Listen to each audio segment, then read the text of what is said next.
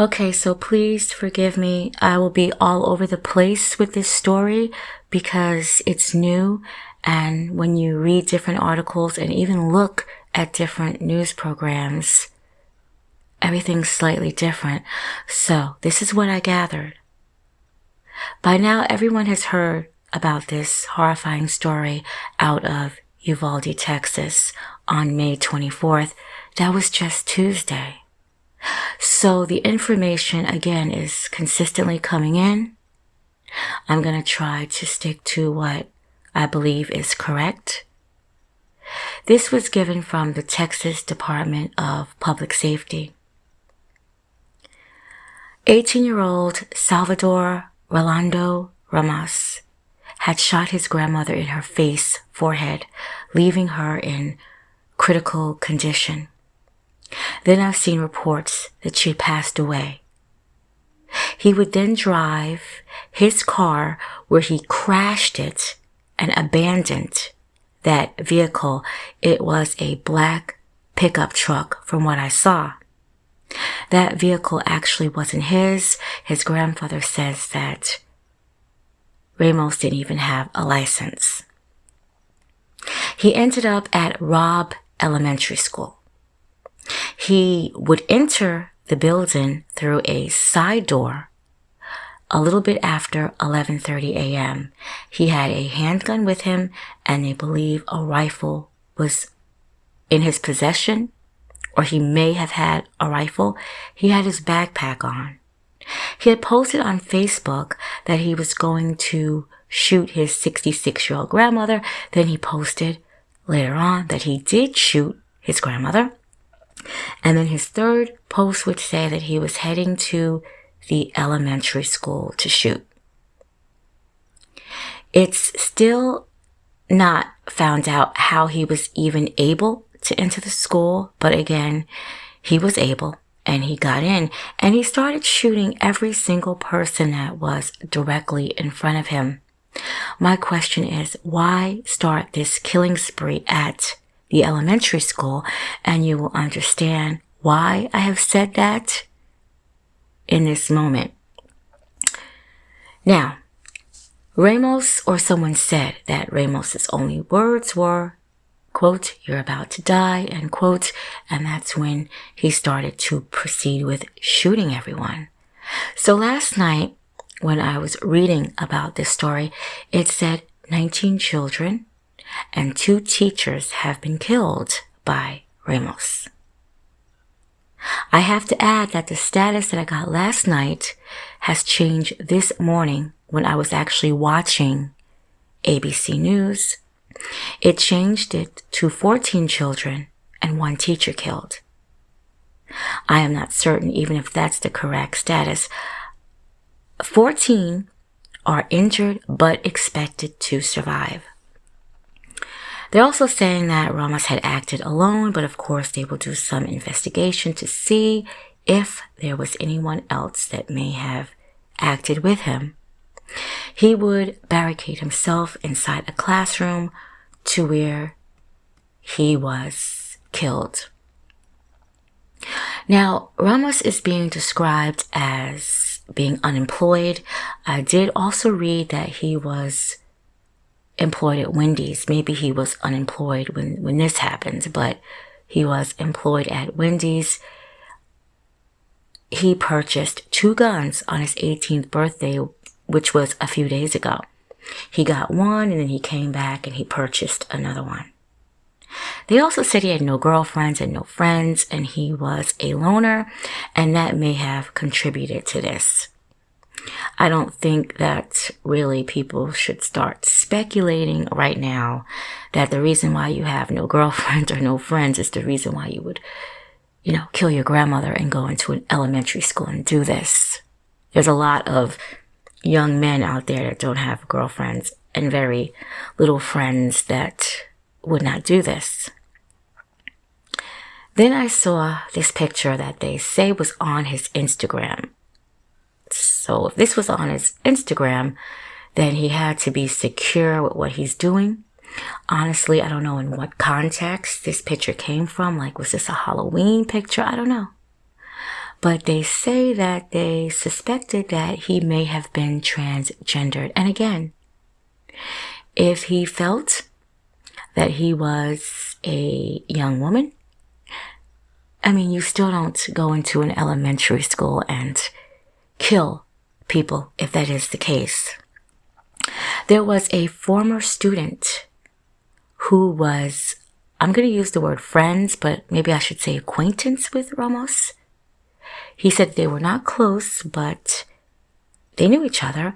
And when Ramos had stopped attending school, because he was going and then he would go less and less, he ultimately dropped out. And that's when they kind of lost contact, but they would still text each other through Xbox. So why did he do this? Ramos' former classmate said that he was bullied for being poor, that he was failing school, the way that he spoke, the way that he dressed, he wore eyeliner, and they would call him homosexual slurs because of it. And he was called an emo. I had to actually Google to see what an emo was because I'm so not in the loop. And an emo is, quote, a style of rock music resembling punk that's having more complex arrangements and lyrics that deal with more emotional subjects. Now, I've actually read that over and over several times, and I still don't know what the hell that means. Isn't it just music? It's just music. But that's what he was into, and that's what I guess they call that genre of music, emo. I have seen articles that his neighbor, who was 41 years old, had said that Ramos had a pretty tough life. I don't know if he elaborated on that, but you know how news reports will cut off what someone's saying, they edit it, and you really don't know what they're talking about. And that Ramos was living with his mother and her boyfriend on Hood Street. And after an argument about Wi-Fi, he would go and live with his grandparents. And of course, that is the grandmother that he shot again because, he had failed school. And again, I don't know if she is alive or she passed away. Now, the mother had came forward in another story I had actually watched, and she was trying to rebuttal the fact that a lot of news reports were saying that she did not have a relationship with her son. And I didn't really understand why that was so important for her to let people know that they did have a relationship, because when you are a parent, especially of older children, sometimes we do temporarily have a falling out with them. And notice how I said temporarily, because that's what happens. That's kind of normal. He went to stay with, his grandparents, which I'm guessing is her parents. So she knew he was safe. What she didn't know is that they weren't. Now, Ramos, his mother, and his grandfather, they are saying that he wasn't violent. And I was looking at a lot of the comments, and people were like, what? Of course he was violent and blah, blah, blah. Well, he had no criminal background at all. And I would just like to say, I don't believe that he was even violent, because the one violent thing that he did, it was horrific, it was tragic, and it was the last thing that he did. Like, I can give you an example. Chris Watts, he wasn't violent towards his wife. He probably never even raised his voice. And look at the outcome. Look at the outcome. He would kill his pregnant wife that was carrying his son, and then he would kill his 2 daughters. And he wasn't violent, but he was violent in the end, murderous in the end. The thing that got me emotional was that it's been 2 days, and some of these parents haven't even seen their children and don't even have word on them yet. I mean, how stressful that must be to not know if your kids are okay. Again, this happened on Tuesday, and I'm now talking about this on Thursday morning. And I'm sure those hours feel like they're dragging when you don't know where your children are. And a list of names and pictures have been released, but it's not all of them right now. And my question again was, if Ramos was being bullied, why would he go to this elementary school when he was bullied at the Uvalde High School? Why enter Robb Elementary where there are second and third graders who are about 10 years old? Why do that?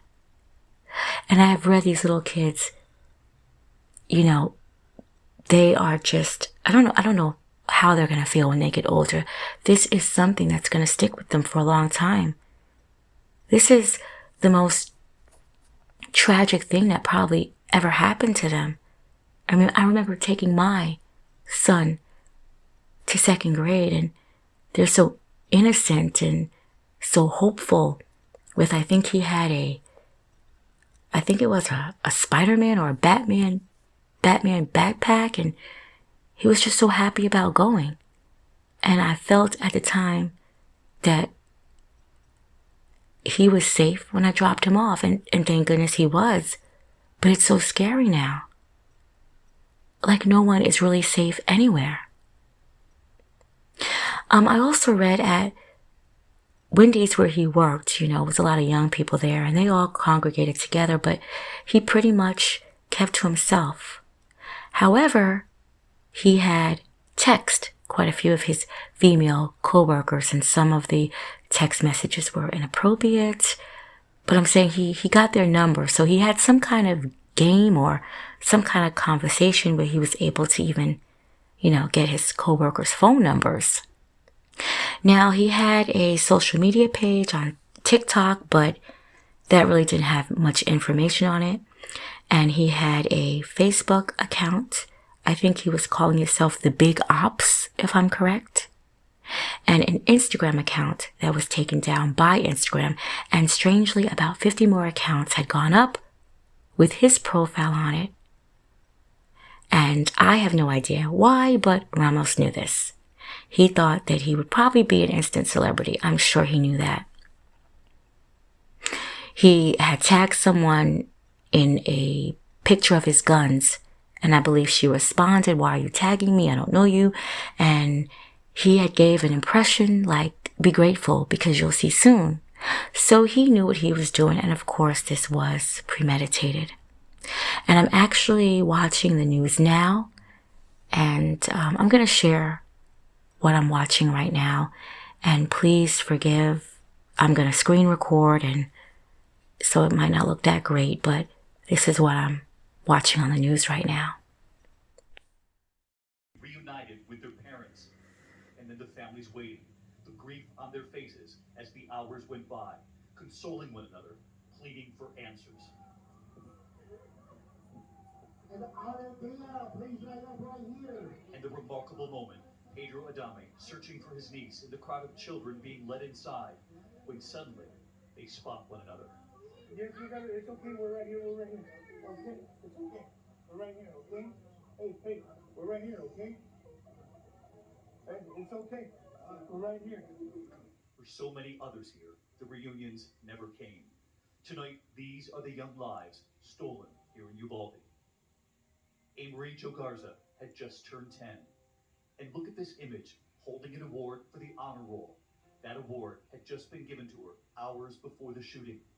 Her family says she tried to call 911 during the shooting. And tonight, her father, Alfred Garza. What would you want people to know about your daughter? That I mean, she was the best person that I know. Um, Full of life, gone too soon, always smiling, very productive. She was her own self.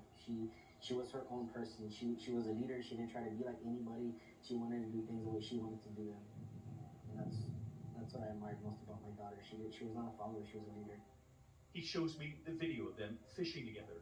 he now cherishes. Do you know what you're doing?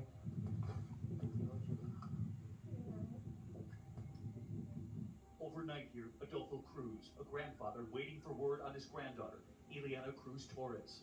I just took a little time to go to the hospital and see if we could find out anything over there, and nothing.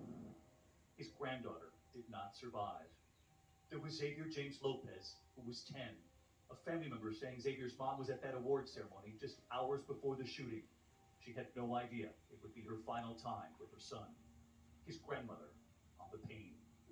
So it's so hard. You send your kids to school and thinking they're going to make it back home, and they're not. Annabelle Rodriguez was 10. She died along with her cousin, Jacqueline Jalen Casares, also 10 years old, seen here in her first communion just weeks ago. Her father telling ABC News, "My little girl was full of life and touched so many people. She had the biggest heart. Jackie was the one that would go out of her way to help anyone." 10-year-old Rogelio Torres, his mother telling us he was a very smart and loving child. There was 10-year-old McKenna Lee Elrod, and Jace Carmelo Luvanos, 10 years old, and Jayla Nicole Seguro, 11. They were cousins too. The family telling us they were nothing but loving baby angels, always had a smile on their face, just full of life. Lucia Garcia, his grandfather, saying he was the sweetest little boy that I've ever known. And tonight here, the teachers. Irma Garcia, it was her 23rd year teaching at the school, about to celebrate her 25th wedding anniversary with her husband. She taught the children with 4th grade teacher Eva Morales. At the school for 17 years, she loved hiking in the outdoors, and her students loved her. Tonight, the growing memorial outside the school here, the flowers on the school sign, the officers just off behind it, and that father who showed me his daughter fishing with him, and his vow tonight to always honor her. We have to honor her and make sure that we do good, and you know, and from this day forward, I want to live my life for my daughter that can't be here to live hers. I want to try to do as much as I can, the best I can, as positive as I can, and I just want to do what would make her happy. Just live my life how she would want me to live it, and just do her proud. You know, do her proud, and just live a life that she can't live anymore. You know, That's your purpose now. that's my purpose. So he told me he came here to clear his head about that. And then he told me that he knew the gunman very well. And he wanted to make something very clear about him. Here he is moments ago. Salvador Ramos was a boy who was not bullied. He would try to pick on people but fail, and it would aggravate him. I would like to get that out of the way. He was not bullied. He, prior, and I don't see this covered, and I'm going to put this out there, he would hurt animals. He was not a good person. He would go to the parks. So we all know by now, when you start abusing animals, that's pretty much the first step into some psycho shit. And my condolence most definitely to everyone who had lost their babies in this tragedy, and, you know, their wives and mothers, because it was at least one teacher, if not both of them. His aunt, she actually spoke on a news program, and she said that she has small children, and actually one that attends that school. She basically said you never know what someone's going through, and she didn't even know, and she really can't believe that he did this. I personally didn't add any names of the father, the grandfather, the boyfriend. I purposely didn't for a reason. I'm going to share one more video with you guys that I'm watching right now. All the more difficult to comprehend. Here is just some of what we're learning about the lives lost. 10-year-old Xavier Lopez had just made the school's honor roll. 8-year-old Lucia Garcia was learning football plays with his grandpa. 10-year-old Rogelio Torres is being remembered as a sweet and kind child. And 10-year-old Eliana Garcia's family are describing that young victim as loving, innocent, and fun. Then there are the two teachers who lost their lives. They are identified as Eva Morales and Irma Garcia. We're also hearing the stories of the children who survived Tuesday's elementary school massacre. One of them is 9-year-old Giovanni Gomez. He was hiding in a classroom as a teenage gunman took the lives of his friends and teachers. Gomez is now doing his best to share insight into what unfolded. We had to go like that in case it's like the shooter like hits the window and it comes flying in our classroom. I'm just scared that like if I go back to school it's gonna happen again. Giovanni says he's especially grateful teachers protected him and all the other classmates they could. So basically, I'm just reading stuff and, looking on the TV and just seeing certain news programs. So in certain states right now, if you are over 21 years old, you can actually carry a gun in public and you don't even need a license. You just have to be able to go and buy the gun. That's it. So yeah, that should really help the problem.